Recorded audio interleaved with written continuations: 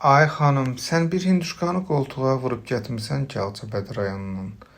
Ay Nərmin, bu hinduşkanı gələ mənim saçımı da əlvi eləyirsən ha, üzdə barmağı yerliyə ki, saçımı super elə.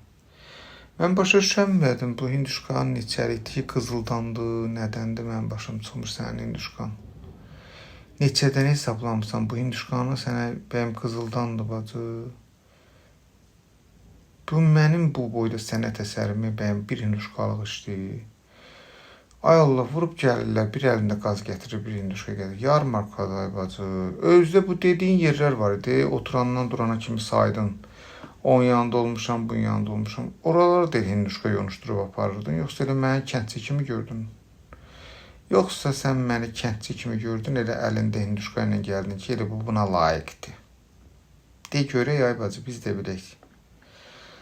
Bu gözəllikdə işi mən bir hinduşkaya görənəm, özdə kənd hinduşkası deyib, üstünə də götürüb, sarı kökün ətəri doldurubsa, elə bir ki, bunun hinduşkası xalis belə hinduşkada. Ay bacı, broileri götürüb yığıb gətirmişsən, elə o köylükdə hinduşka olur. Elə bil dəvə quşudur. Broileri, bildiyim broiler hinduşka.